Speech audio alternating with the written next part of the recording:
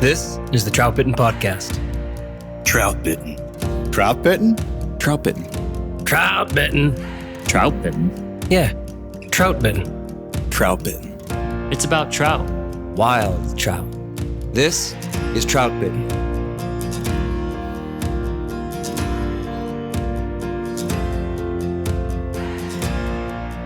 This is the Troutbitten podcast. Thanks for tuning in.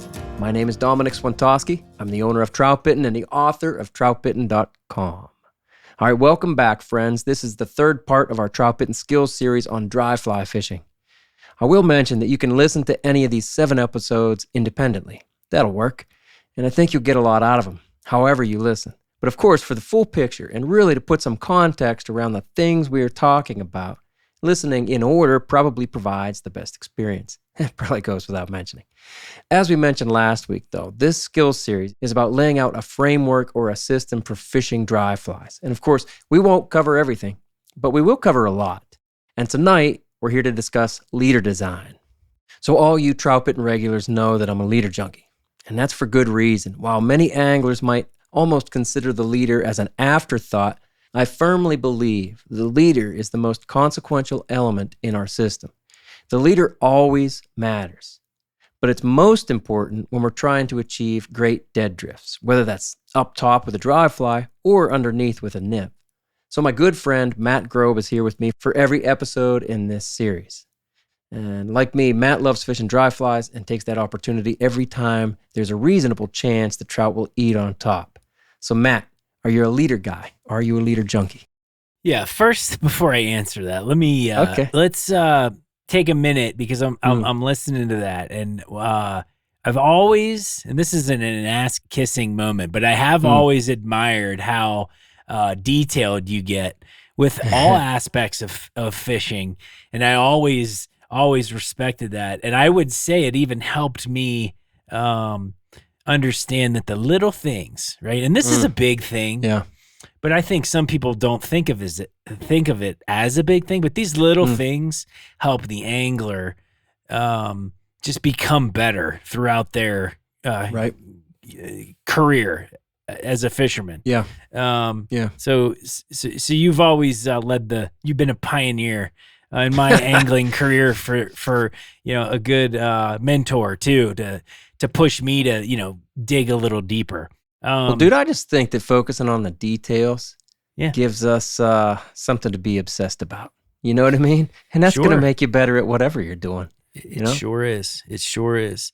Now, to answer this question, I back in PA, my house, when I grew up with Harvey leader wallets, my dad was always at the bench tying Harvey formula dry flies. Harvey dry fly leader. It was almost the culture in my house was if you're going to present a dry fly properly, you better have a Harvey leader on it. I was a leader junkie to that extent when it came to dry flies. Anyone in my house had a leader wallet, and we knew how to tie Harvey leaders, and it was always part of the process there when we were presenting dry flies. So I would say back in Pennsylvania when I was targeting weirier fish in regards to brown trout and hatches, I was more into the leader system than I am now. No kidding. I fish more broken water, and I think I'm a leader guy now, and I'm conscious of it. But I'm approaching fish, that are a little easier, and I'm okay saying that in the sense of the water that they reside in. And I think rainbows, my home water has a lot of rainbows in it. And I do truly believe they're a little bit more gullible than a brown trout. Sure. More eager. Yeah. So I'm a leader guy eaters. now, not a leader junkie. Not a junkie. All right. That's a detailed answer. It is. Yeah. That's a good history, man. I don't know if too many people have the history of their whole family having leader wallets full of George Harvey leaders. That's good. Pretty cool, isn't it? It is. It is. As you know, that's awesome. As you know, I mean, I was the first really fly fisherman in my family, and I don't know, man. I feel like I realized early on that I need to tie these things, or I can't. Usually, I couldn't find I couldn't find what I wanted in the fly shops, but right away, as we've talked about before, I was reading Joe Humphrey's books and George Harvey books, and both those guys were saying, you got to tie your own leaders. Of course, they weren't the only ones in the industry that were recommending that. I'd read articles here and there and a couple other books. And I don't know, tied them from the beginning. And, hand-tied leaders, Maxima Chameleon a lot of times. Sure. Well, the Harvey leader we'll get to in a little bit. There are other kind of slack leader designs that'll do similar things. But yeah, you and I kind of dyed-in-the-wool Harvey guys, right? Yeah, but and I always had a sense of, I feel like tying the leader allows you to become more in tune with your whole setup, right? And we'll get into that tonight. But the whole process behind the scenes and why you're attaching and tapering, and why you're doing it. And then when you get on the water and that fly might not roll over appropriately, all of a sudden you have some background into why. Like, why is it flopping?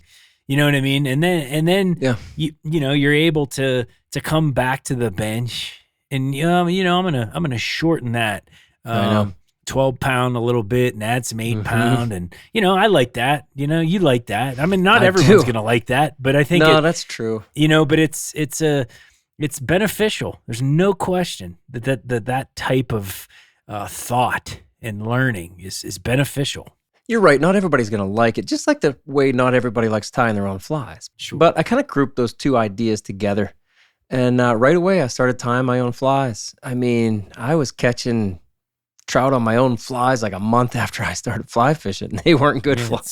Fantastic. But they caught a couple fish. Sure. So that everything kind of happened at once for me. I started fly fishing, I started tying flies, and then it just made sense to me that I'm going to tie these leaders too.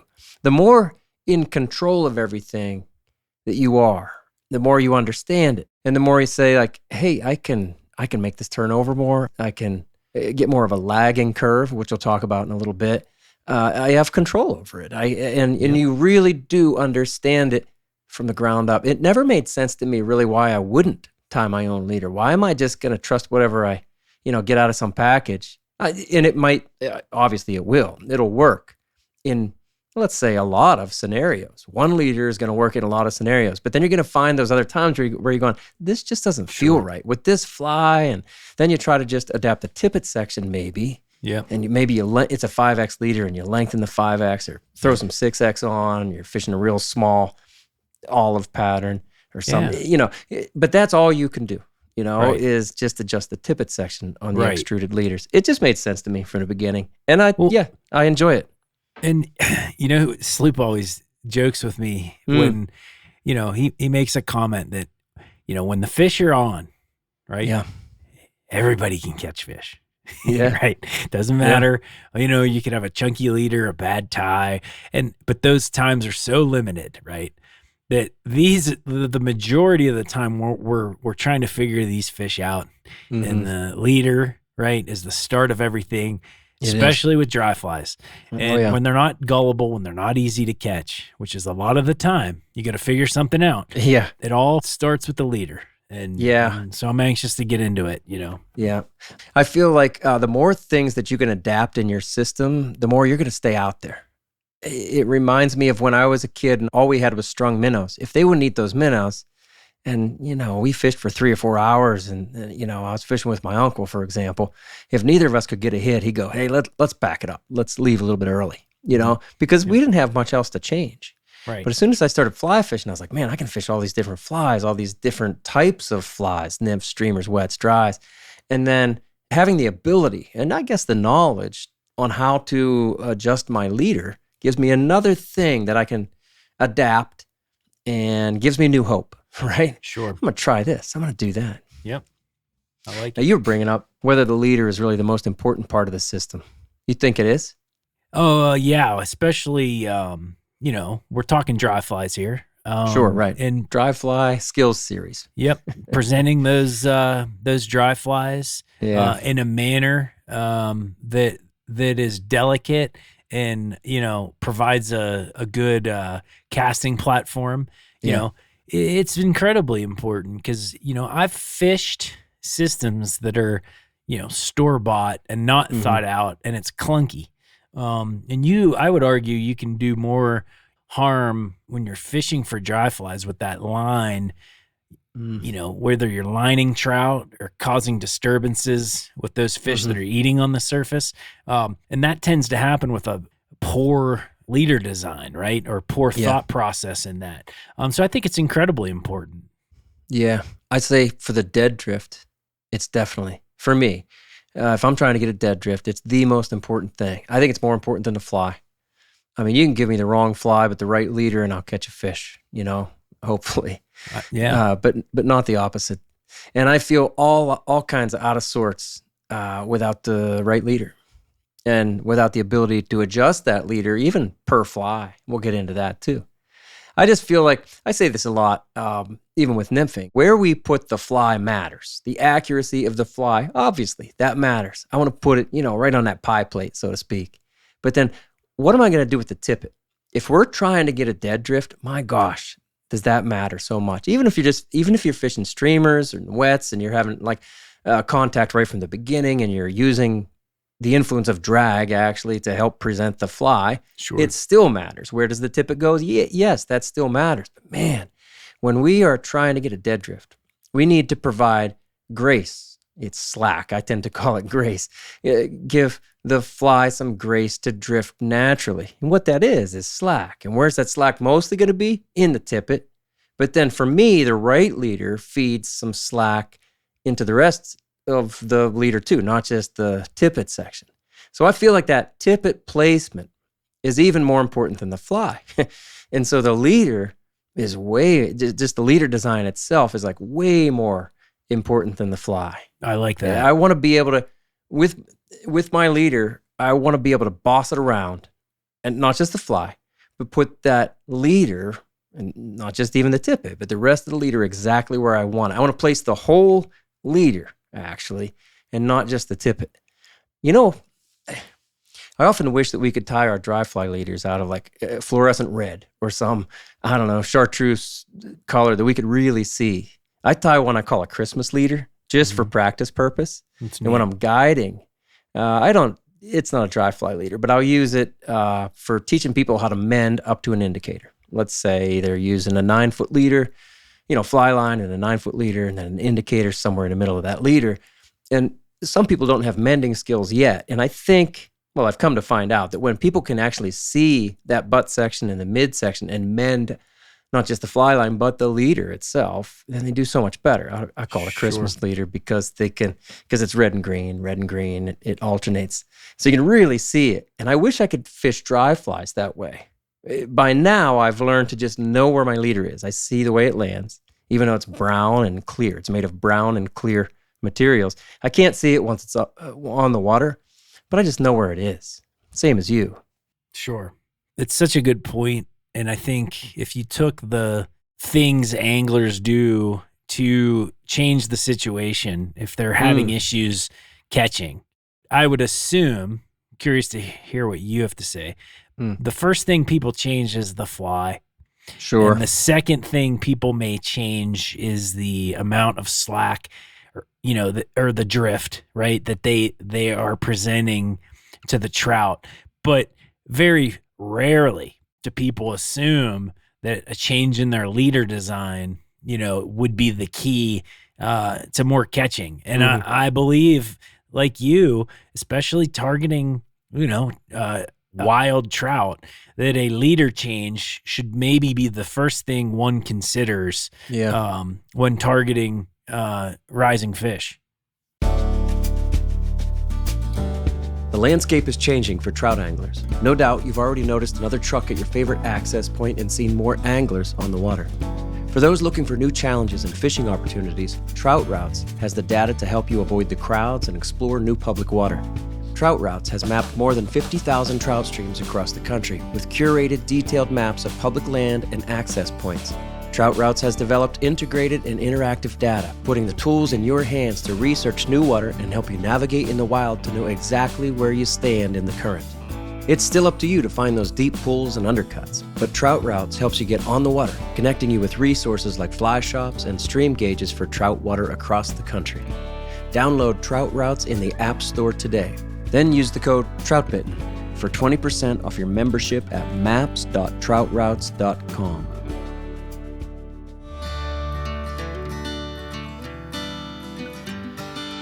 Whether it's after a fishing trip or at a backyard fire, you can bet the Troutbitten crew has a case of New Trail Broken Heels along with us. It's honestly our favorite beer. This hazy IPA is smooth and full-bodied. Hand-selected Citra hops lead to notes of bright clementine and juicy ruby red grapefruit. Broken Heels is a keeper. New Trail beer is proudly brewed in Williamsport, Pennsylvania, and delivered cold to your favorite craft beer retailer every week. At New Trail, it's not about being the best angler. It's about getting out there. So enjoy nature's moments and reward yourself for a day well fished with New Trail Broken Heels. It's Troutbitten's favorite beer. Yeah, if the goal again is to provide slack, probably more times than not, when I change the fly, I'm also going to need to change that leader somehow. Sure. Now, a lot of times it's just the terminal tippet. If I went from that, size 20 olive to, a size 14 parachute Adams, now I need to stiffen up that leader, or else it's just not going to want to turn over. There are adjustments to be made, but as we talked about last week, it's almost always about providing slack to that dry fly so it can dead drift. And we design our leaders to allow that to happen. And I'm saying the whole leader, again, not just the tippet section to allow that to happen, but for me, it's the whole leader design. So here's how I look at it. Like the fly line carries the power in the system. The fly line's important too. Get the right fly line, okay? Match it to your rod. I don't think it's much more complicated than that. You can get a $100 fly line or you can get a $40 fly line. Both are going to do the job. Okay. But match it to your rod, and that fly line then carries the power. It has it. That's where your power is going to come from the rod flex through the fly line, and then it's going to go into the leader. That power, that loop carries into the leader. And so then the power's already there. Like, I don't want a powerful leader. I sincerely do not want power in my leader because I already have enough of it in the fly line. And I feel like I cast well. So I generate power from the rod to the line. And now the leader, to me, should dissipate that extra power. Because I don't want a leader that just goes, straightens out. A straight leader is going to result in a dragging dry fly, right? I mean, we can all imagine that. Straight leader to the dry fly, just drags. I don't care if you put yourself even on a pretty slow glide, it's still going to land and drag. So we need some S-curves, some slack. And so the way to get that is to dissipate, for me, the way I like to do it is to have a leader that's going to dissipate a lot of that power. I have enough of it in the fly line, and the leader's job should be to kind of back off that power. There are a lot of different ways to cast. And I'm going to say, I'm going to acknowledge that the stuff that I like to do the most, the way that I like to cast dry flies the most is a little different than I suppose what's standard, that's taught as the standard. And I'm not exactly sure why, but I got some theories about it. Cool. I agree with you on the overpower. I always feel like that when I'm out there pursuing fish with a dry fly, that delicacy, I try to keep that word in my mind, right? It's a delicate technique, and I want to chase the fish with a delicate presentation. Yeah. You never see a lot of violent things happening out on the water with dry flies and insects, Caddis right? dapping, caddis hitting the water to dislodge their eggs. That's probably the most violent thing we see. Right. And that's not so violent. It's not violent. Now, I would say there are some kerplunks, right? Where you'll have a cicada kerplunk or a salmonfly kerplunk or a grasshopper kerplunk. Yes. And the fish that eat are similar to those kerplunks. They tend to eat that fly violently, right? Yeah. But on a reaction strike a lot of times. Sure. Bang. Yeah. I mean, but most times, right? Yeah. The fish are delicately eating. Yeah. It's a delicate That's the trout meal. And so you need to match the trout. You say it all the time, on their terms. Mm-hmm. And I believe that those delicate, finer, hand-tied leaders, that start with a more, instead of talking 20-pound butt sections, we're talking 15-pound butt sections or 12-pound butt sections. It's a finesse thing there for me. Yeah, I think I just feel it when I have a leader that's built like that. It's a very finesse game, and I can present these flies in a delicate manner, more so than the store-bought leader. Oh, big time. And now you're bringing up diameters there. And you guys, well, the other guys anyway, have made fun of me because I have a micrometer. And Sure. I I measure love like, this. not everything, but I measure a lot of things, right? And so I know the butt section diameters of, let's say, the average store-bought leader. If you buy a Power Flex or Power Taper or whatever, it's funny because they all say they're powerful, right? And again, Sure. I don't want it to be powerful. Let's say an extruded leader, your standard extruded leader, no knots in it, that you find in the fly shop, hanging on a wall. I don't care if it's 2X, 3X, 4X, or 5X that it terminates in. The butt section is almost always 0.022 inches, maybe 0.024 inches. It's not going to be much skinnier than 0.022. And what we are using, what Matt and I are going to talk about here with the George Harvey dry fly leader and other slack leader designs is a 0.015 butt section. That's a lot thinner, right? And the thickest leader that I use is a 0.017. It actually mics out a little bit thicker than that, but it's listed as 0.017. And that's just a lot less powerful, let's say, than what you're going to buy in the store. And so those extruded leaders have this butt section that actually comprises at least a third of the whole leader design. Lots of times, half. It'll be half butt section. Now, at that point, you haven't dissipated any power, right? That's a very powerful leader to that point. And then anyway, from that point, you're going to have a taper, and then you'll finally get down to your tippet. Those butt diameters for me are just too thick. I've talked to some companies and asked, like, why do you manufacture them like that? And the idea is, and I remember reading this in some early books, the idea is to match the fly line diameter, or closely match it with the leader diameter. But to me, that never made sense. It still doesn't, because the fly line has a braided core, usually, not a monocore. Most fly lines have a braided core. So the fly line is much more supple. It might be 0.026 diameter, 0.024 diameter at the very, very end on a 4-weight fly line, but it is really supple compared to, I don't know, your standard monofilament that's 0.024.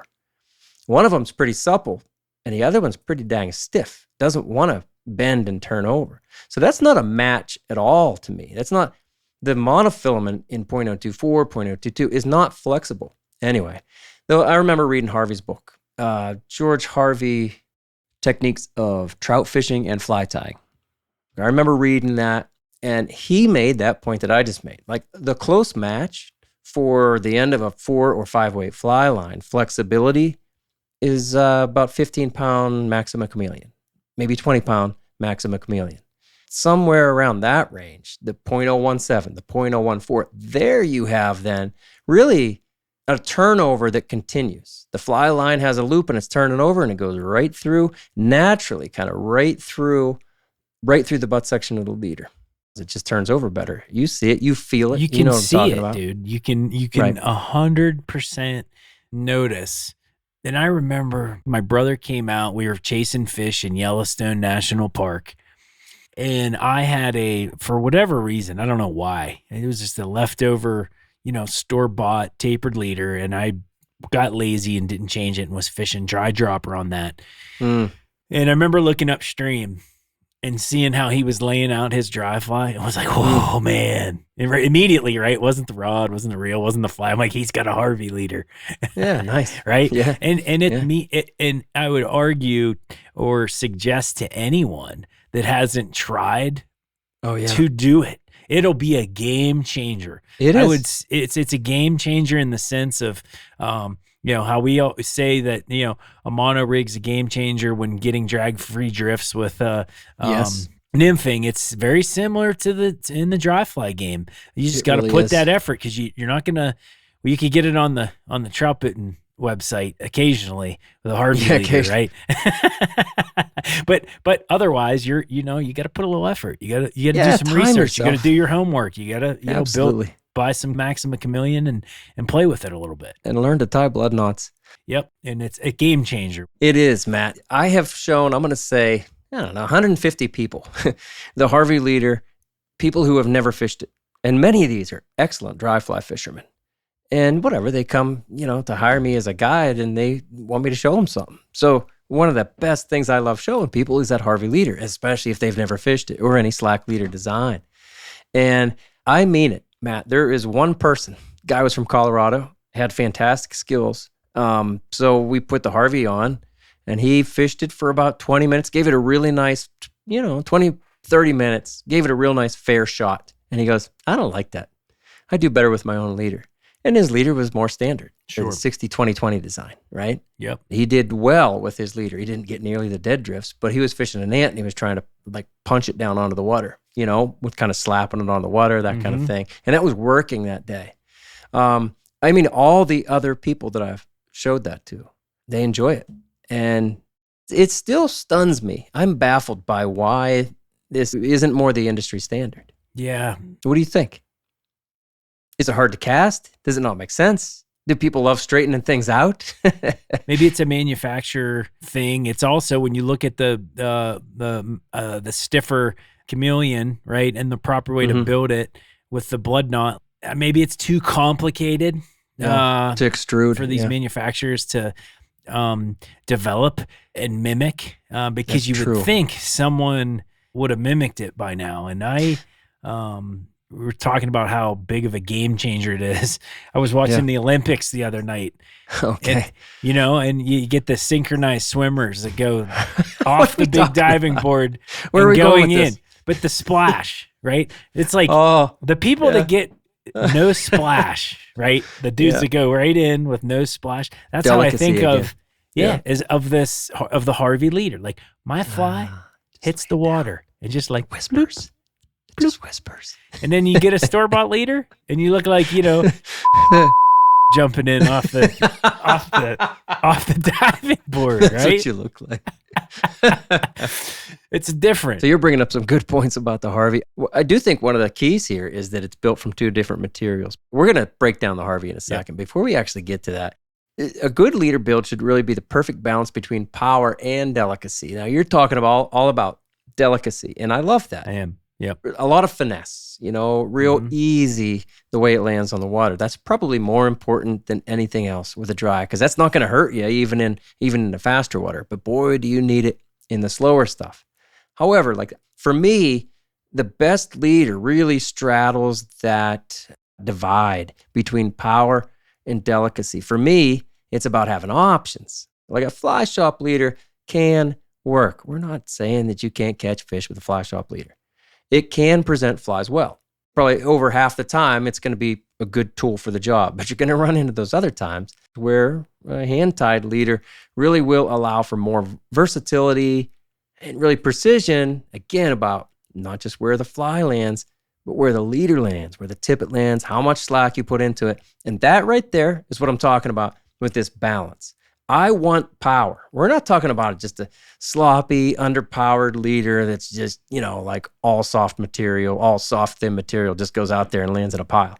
I still want accuracy. Like I promise you, same as Matt, I can punch it right under the mountain laurel, in a pretty narrow window. Like I can put it right in there and get some slack behind it. That's the key. Power where you want it, when you want it, and delicacy or finesse where you want it and when you want it.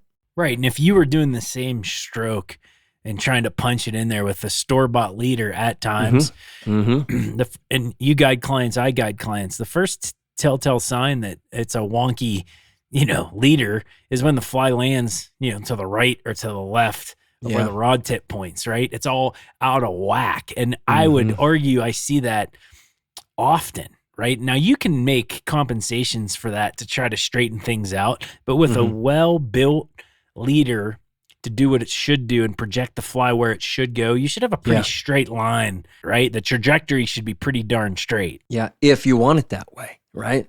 Sure. Like I was saying, I want to be able to straighten my leader out when I want to. Yeah. And I also want to be able to feed it that slack. Right. And sometimes, boy, you don't want much slack because it's going to get carried away, or you want more accuracy instead of slack. So I'm talking about options. I said I want to straddle that line between power and delicacy. And for me, those options really come down to curves. And everybody talks about a curve cast. I looked this up not too long ago because I was trying to explain to somebody, and I was like, here, I'll show you. I could not find a video on YouTube that would show me what I call a lagging curve, which Josh and I are going to do a video probably next week. Well, I don't want to overpromise and underdeliver, but Josh and I are soon going to do a lagging curve video about dry fly casting.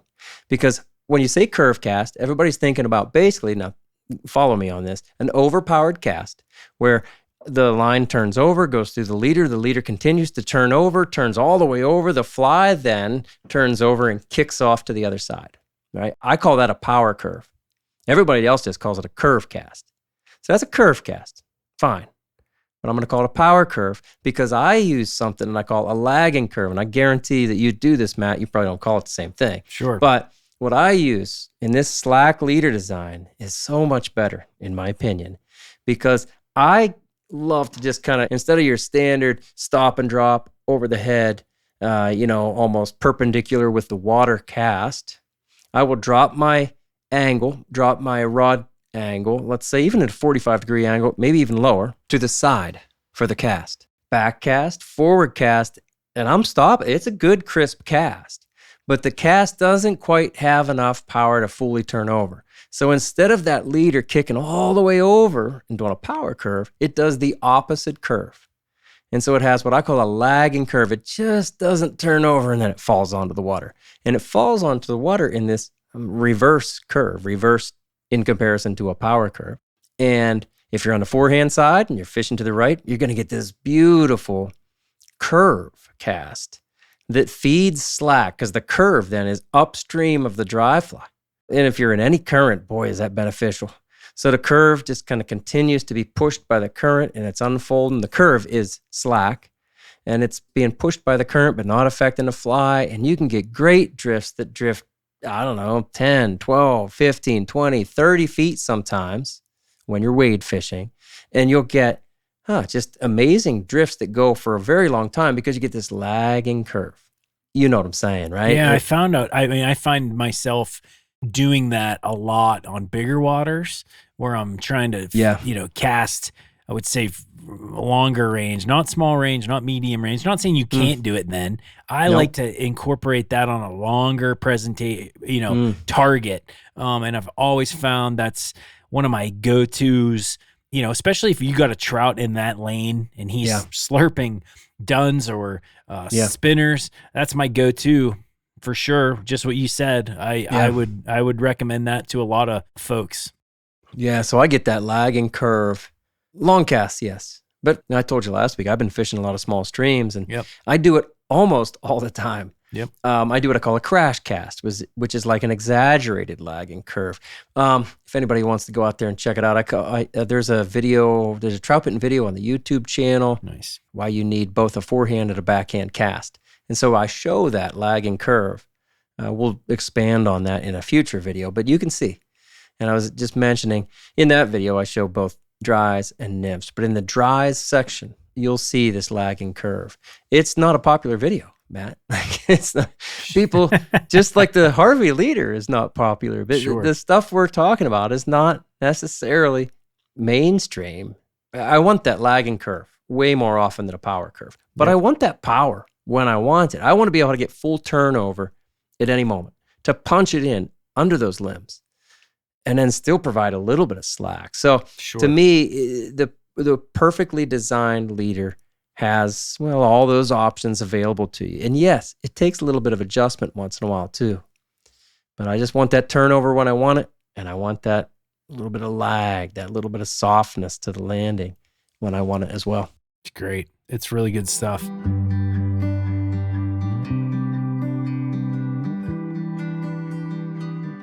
Since 2006, Yeti has been building products for anglers who fish hard and share an addiction for the woods and the water. Yeti changed the industry with their legendary coolers by featuring rugged but simple designs built to last for generations and stand up to whatever Mother Nature might bring. Yeti now takes that same functional and elegant design to everything in their lineup, from soft coolers to drinkware, bags, and more. The new Yeti Go Box gear cases have become my daily storage solution for a life on the water. Offered in 3 sizes, the Go boxes are rugged and waterproof at home on a boat or in the back of a pickup. All Yeti Go boxes offer smart storage solutions with removable cargo trays and dividers, and the Pack Attic is a set of zippered pockets conveniently housed in the interior lid of the 30 and 60 sizes. Lockable, light, and nearly indestructible. I use the 15 size Go box for camera gear and the 30 size for organizing my reels, fly boxes, leaders, tippet, and everything else that keeps me fishing. The Yeti Loadout Go boxes are the perfect angler's companion. For over a decade, Smith Creek has designed and built outstanding gear for the serious angler. Smith Creek's net holster is the perfect solution to hold your favorite net. I've been using mine every day on the water for over 9 years. Its ergonomic design helps you draw your net quickly when you need it, while keeping your net firmly in place and out of the way when you don't. Made from rugged materials and hand-assembled, Smith Creek's net holster is built to last. All Smith Creek gear is backed by their outstanding customer service no matter where or when you bought it. To stay up to date on their latest specials, follow Smith Creek on Instagram at SmithCreekNZ. Quality you can depend on from a brand you can trust. Smith Creek. Do you find you alter any of that design that we spoke about in windy conditions at all? Now that's interesting. My quick answer is no. The only thing I adjust is the tippet section. When Austin and I were in Patagonia, the last 2 days we had Mati as a guide. He was fantastic. We were wade fishing, I think it was the Upper Majeo. It was the 2 windiest days I've ever fished in my life.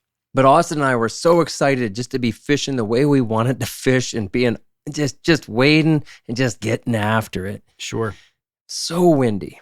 And I had a 5-weight the first day. The second day, I knew we were going to have the same conditions, so I went with the 6-weight. That made a better difference. Now, there again, I had the power of a 5-weight versus the power of a 6-weight. I'm talking fly line. That mattered the most. I used the same leader both days, and the leader was the George Harvey dry fly leader. And all I changed, because I was using a cicada pattern. It was a size 6 cicada and a hopper that was a size 6 or 8. And we'd change up, but mostly they ate the cicada. I matched that to a 3X tippet. I went to 2X at one point, but I couldn't quite get the lagging curve that I wanted. Anyway, Matt, I used the same leader that I always would. I just changed the tippet section. Sure. And in this case, I went clear up to a 6-weight fly line. Now around here, I normally use a 4-weight. Right. And match that with the fly line. But there I was like, oh, I'm going to go with a 5-weight. Next day I went 6-weight. Sure. Man, was I comfortable. Second day, I had all the power that I needed, all the power that I would have wanted. I will say I played with the wind. Like I worked with the wind. Instead of trying to fight it, I kind of felt where it was coming from. That wasn't hard to do because it was so strong. And then I would punch into it. And every so often that wind would swirl and go the other way. And then I'd kind of have to change my body position, change my casting angles, just work with the wind to help give me those S curves on the water. I like it. What about you? You get a lot more wind out there on a regular basis than we do. Yeah, I think to your point, I change the tippet length and shorten that if it's a really windier day, just to assist in a little bit of the power, so to say, right, of my presentation to punch through some of those harsher conditions. And what we're saying is basically, whether it be wind or flies, those are important reasons to alter, the end of the leader, and that being the tippet section. And so, I like that because I constantly change. The other day I was out, hit the tail end of a spinner fall hatch. My tippet section was a little lengthier, down to the 5X. And then immediately once that hatch ended and I started throwing hoppers, I just dial it back, right? I just clip off 2 feet. And now I'm into that, burlier tippet section of the 3X, which I like to fish on the number 8 hopper. And so you got to make those adjustments. You're not going to be a one-trick pony in this game. Oh, I always say, you have to change the tippet diameter and the length to suit the dry. Expect to do that. You can't buy or tie any leader that's just going to be perfect right away. You're right. Like we sell leaders in the Troutbitten leader shop, and the George Harvey leader that we sell terminates in 5X, 2 feet of 5X. And that's perfect, like for your size 16 parachute Adams, okay?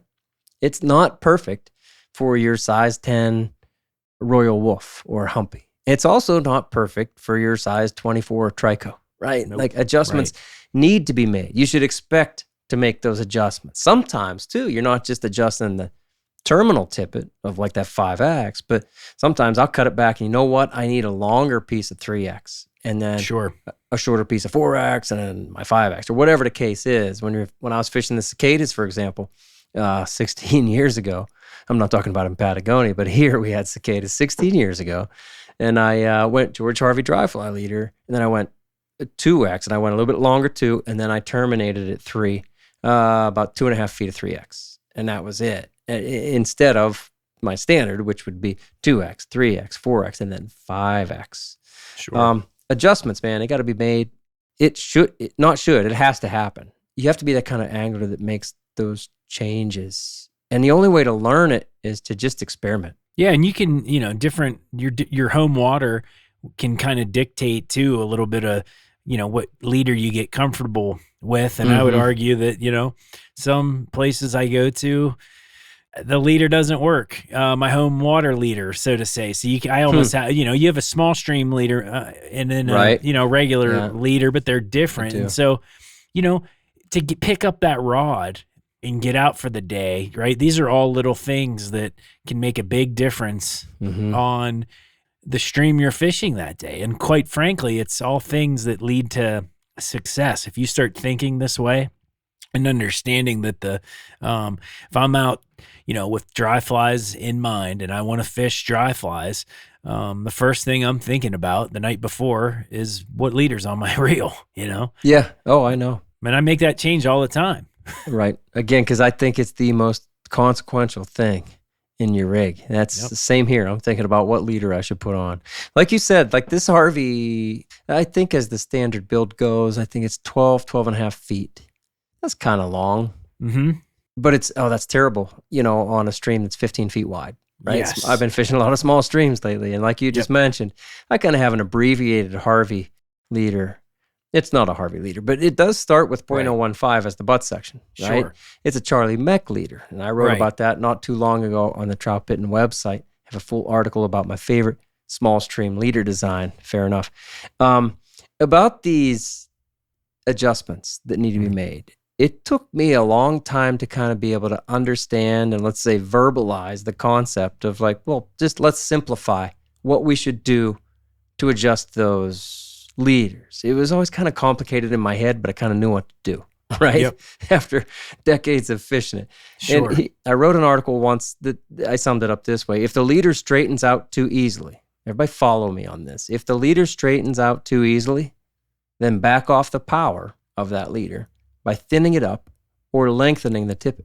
I like that. Right? Thinning it up, going from 4X to 5X maybe, or 5X to 6X, thinning it up and then lengthening it too, or lengthening it. Instead of 2 feet of 5X, maybe you go 3 or heck, even 4 feet of 5X. That thins and lengthens the leader. Good.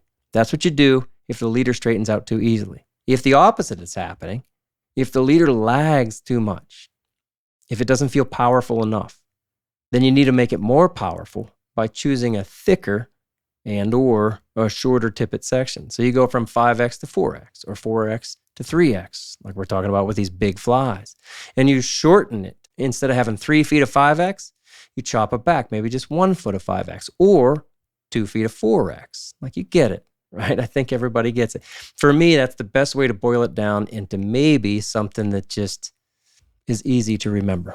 Yeah, because it is. I mean, it can be overwhelming depending on where you're at in the game, but it's definitely something. You were just talking about the front end, the latter part of the leader, trying to accomplish those things. And I remember a lot of time I spent was just manipulating the butt section to get the not for that particular situation, just the length in general. You were just talking about a 15-foot stream, and then the Harvey leader's like a 12 and a half feet. When you really get into that, building your own leader and you're building it for your stream, that's kind of, I played with that, the 15, the 12, the 10, the 8, right? Because we're tapering it Yeah. in that kind of manner. And it's, you'll see, when you look, whether it's troutbitten.com or other folks, there's always those inches, 20 inches of this, 14 inches of that. I encourage people to play with that. I know. Because that part's fun, and you can kind of build that, hone in on that part, the butt section part, and then you kind of go into the tippet part that always changes depending on what fly we're using. Right. Have a little fun with it, right? It doesn't have to be a nuance, because we keep harping on the fact that you'll know when you build that right, because you're going to be casting cleaner and crisper than you have been. I can almost guarantee that. Yeah. It just becomes intuitive. You know where it's going to go. It's just doing what your hand does, which makes your rod tip do the right thing, which translates through the fly line and then through the butt section, the mid section, the tippet. And there, your fly goes exactly where you wanted it to. Yeah. You can feel it when it's just right. We've talked a lot then about this George Harvey dry fly leader, kind of a slack leader design. That's what it's often called. There are other slack leaders.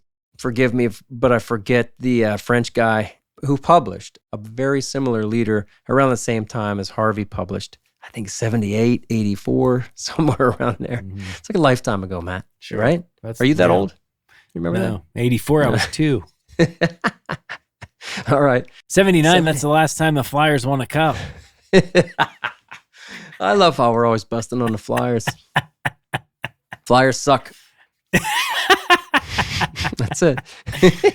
Sloop gave me some shit for that the other day. He's like, why do you always gotta be? Yeah, he's like, why do you always gotta be busting my Philly teams? He's not even a big Flyers fan. He just started on the eastern side of the state, so he thinks he's a Flyers fan. You got to go to some games to be a fan. All he talks about is how many points Mario Lemieux got. I'm like, what? Come on, dude. Didn't you have anyone on your team? Anyway, I think George Harvey never played hockey. All right. So this George Harvey dry fly leader design really does all the things that we've just talked about, for 30 minutes or more. It really does. It provides slack in all the right places. I can get power from that Harvey design when I want it, or I can get that lagging kind of power. I can get the leader to dissipate that power perfectly, right? If I have the tippet adjusted well too. So it turns over with power, or it lags and it has delicacy. It can also land with both curves. Like a power curve, great. If I push into it and I punch it, then it'll power curve for me. More often, I tend to do the lagging curve and just get it to, it can't barely turn over, now it lays down on the water. I can also get, I'm going to say, really like perfect S curves. Imagine your standard fly line cast. Your back stop, forward stop, everything's perpendicular to the water. You go forward, stop, and the leader goes all the way out. It does. It turns fully over. And then the leader this dry fly leader kind of shocks back on itself. And what lands then is fly line first, and then butt section, then midsection, then tippet, and then dry fly, because a dry fly, has quite a bit of air resistance compared to a fly line. So everything lands. Once the fly line lands, what it lands with is a whole bunch of S curves in the leader behind it, not just in the tippet section, but in the midsection, and even a little bit in the butt section. Now, throughout this podcast, we've talked a lot about the butt section. We've kind of ignored the midsection. I'm going to say, really, the midsection is maybe where the magic of this George Harvey dry fly leader really is. It starts at 0.15, a 15-pound Maxima chameleon. Then it goes 12, then it goes 10, then it goes 8. And each of those sections get shorter, and shorter. And then, this is what makes it, I think it's called a compound taper. Because once it gets to the end of that 8-pound chameleon, and that was the shortest piece of chameleon, then it starts into nylon soft tippet material. That's 2X, that's short. And then 3X, a little longer. 4X, a little longer. Then 5X, the longest, if that's what you're terminating in, right? So it goes long, short. And then you get to the nylon, it goes short, long. It works fantastic. And that's, I think, the magic of the design. Mm-hmm. And like I say, that's really in the midsection. Starting with 0.15 is important because you don't have too much power. And then all that midsection stuff is what helps it lay out in all those perfect S-curves if you do a stop and drop, and helps it lag if you want it to, or punch it around and get your power curve. Yeah, and when you break off or you're on the stream, I don't break off. What's that mean? I lost the whole damn thing in a tree on. Oh yeah, right. I said it. We all, whether it's you stick the dry fly on a log or whatever, and you pull back and have to snap it. You got to rethink that, right? I don't know how many people carry. I carry some chameleon in my back of my backpack, and I'll make myself sit on the bank and retie that, because if you just try to wing it and start slapping some stuff on there, you'll notice real quick how much sloppier your presentations get.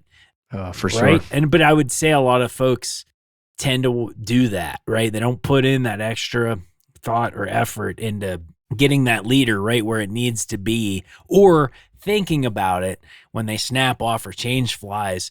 It's all about the fly, right? They're focused on the box. Yeah. We're saying take the time to focus on that leader build.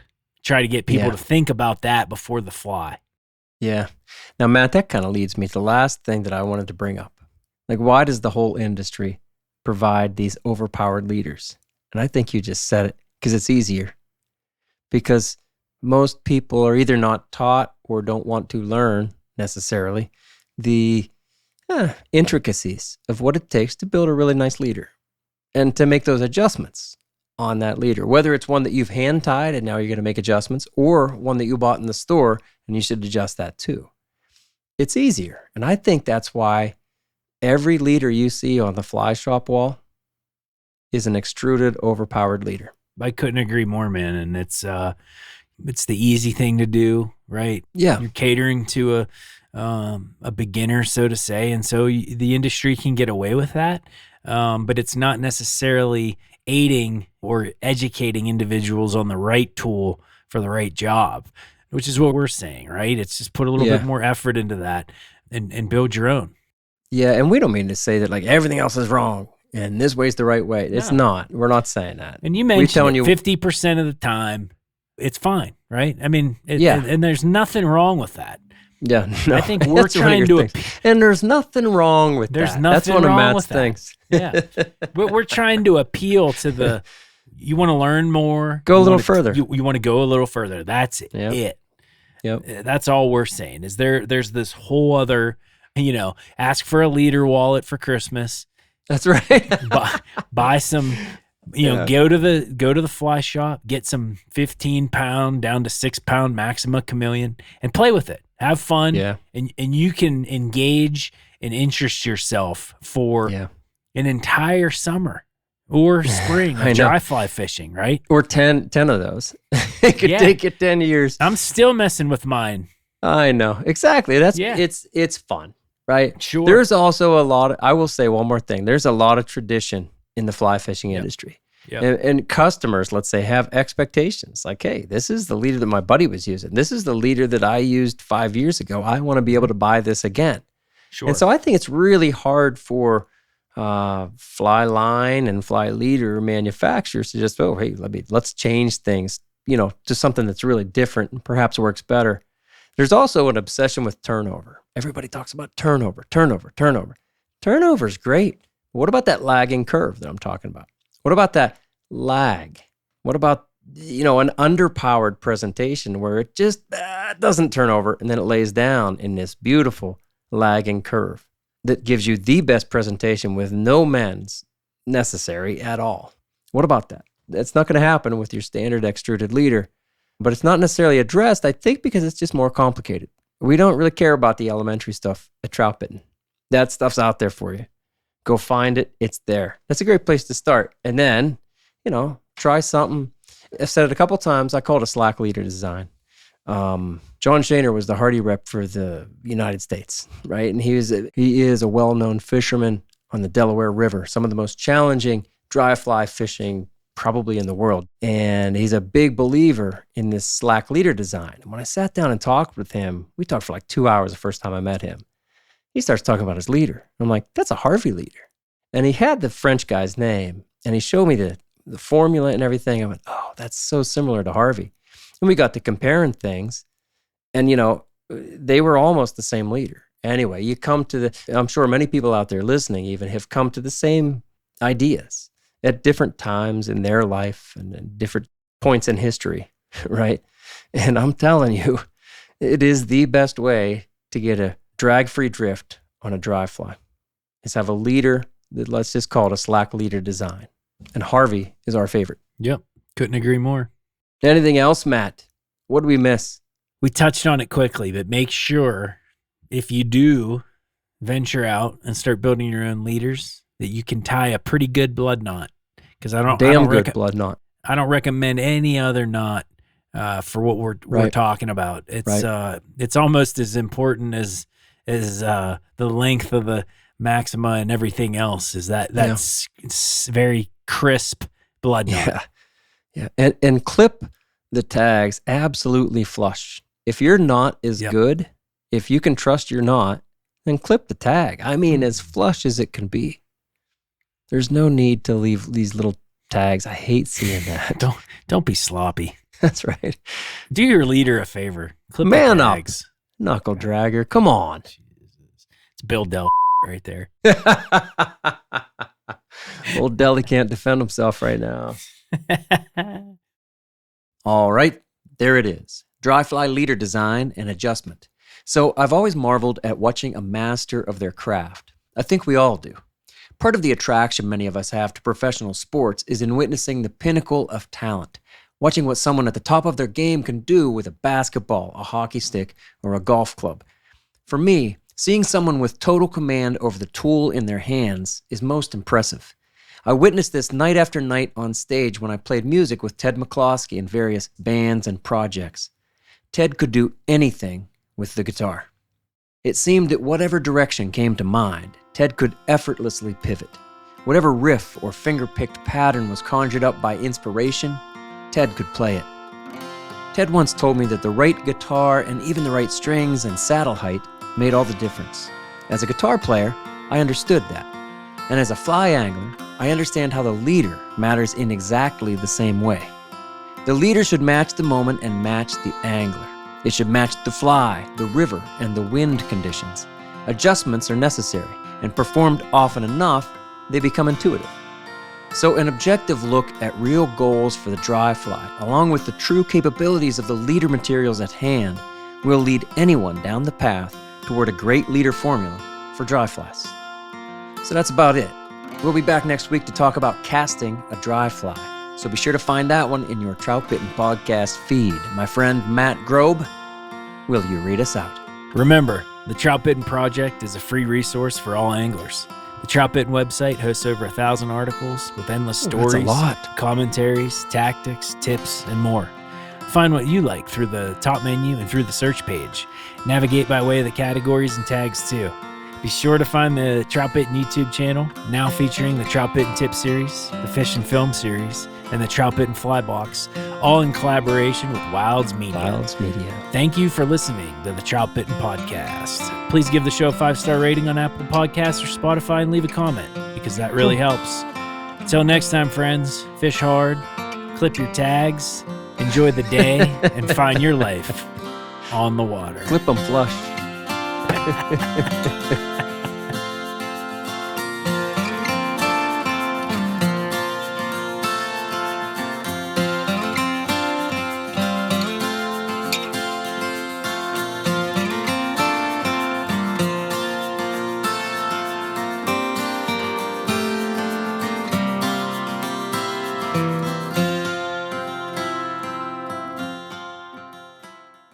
Deli doesn't clip his tags. He just doesn't seem like the leader guy. No, he's not a leader junkie. Yeah.